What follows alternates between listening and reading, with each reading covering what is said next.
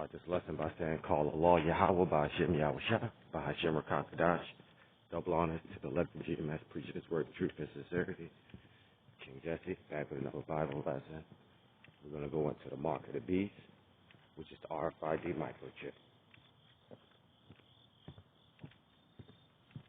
Revelations chapter 13, verses 16.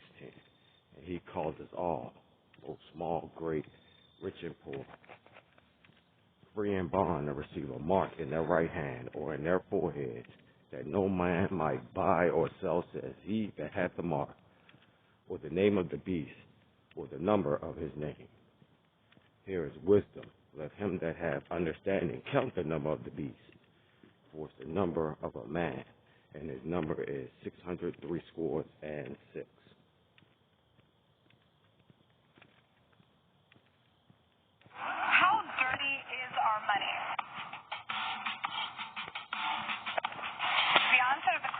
Pandemic is forcing institutions around the world to rethink about one particularly germy service: cold hard cash. This is going to be hard to hear, but according to multiple studies, microorganisms found living on the surface of cash and even credit cards range from mouth and vaginal bacteria to flu-like viruses. But what if you can make your daily purchases without touching a thing?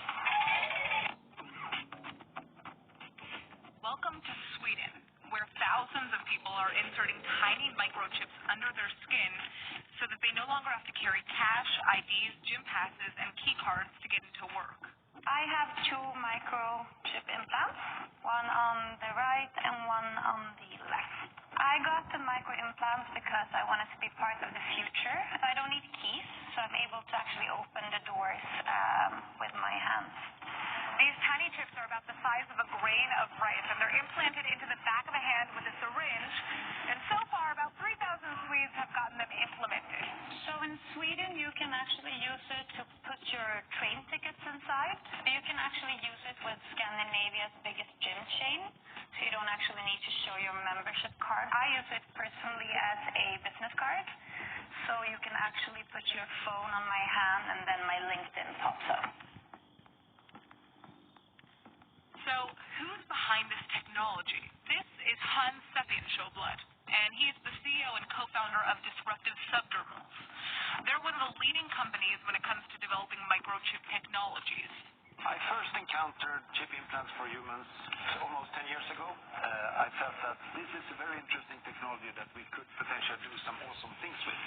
So I bought a bunch online, got together a bunch of friends, and we had our first chip implant party. The number one reason for getting an implant is simply convenience. It allows you to eliminate some of the clutter in your life. Implants can also be used for making payments. For example, here at Epicenter in Stockholm, we use our implants in different vending machines, buying snacks and candy and juices whenever we feel like it.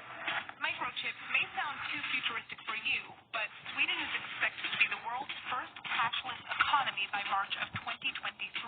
But now, microchips could be used for more than just convenience. They have the potential to change healthcare and the way governments are handling the coronavirus crisis. I am convinced that smart implants will provide a marvelous value to people who suffer from different health conditions and need to be able to log their vital parameters on a regular basis. It could be body temperature, pulse, blood pressure, and imagine if you could just do that by swiping yourself with a smartphone at any time. For example, the implants that we designed allow people to measure their body temperature. It has some very interesting applications to see how fever is spreading in the population, and I think that we will really need those tools to not least understand the ongoing pandemic, but in particular to be able to spot future pandemics at an early stage. But how safe is your data in a body chip? So I'm not particularly concerned about the hacking dimension of implants because ultimately the processing of data doesn't happen in the implant. It's simply a sensor platform. All the processing happens in the smartphone. That's where the data is analyzed and where it's packaged and presented. Cybertech experts still cite potential issues with data handling. If data isn't secure, others can access your info. And once it's out there, it's hard to get back.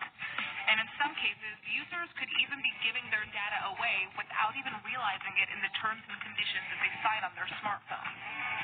But with the way technology is headed, we could see a future where microchip implanting becomes the norm. I believe that I'm going to be able to use my microchips to do payments in the future, identification, tickets.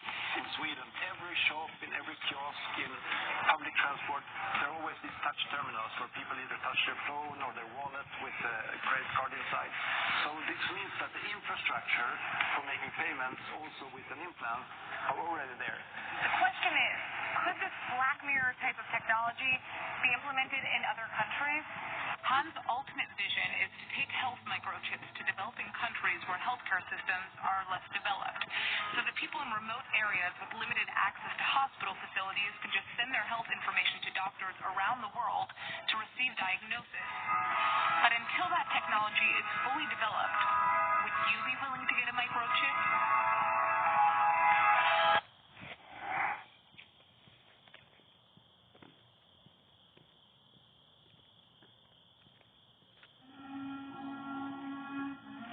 Sheriff's emergency.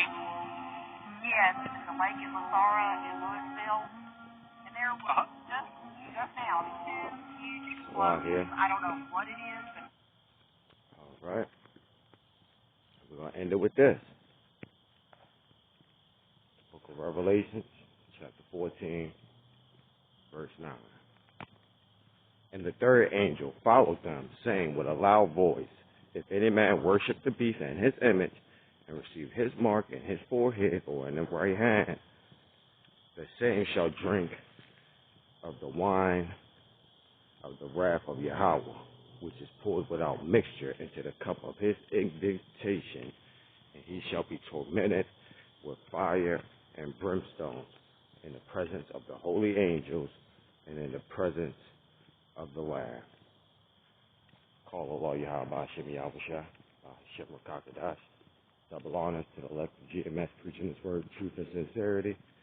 King Jackson, I'm out with another Bible lesson.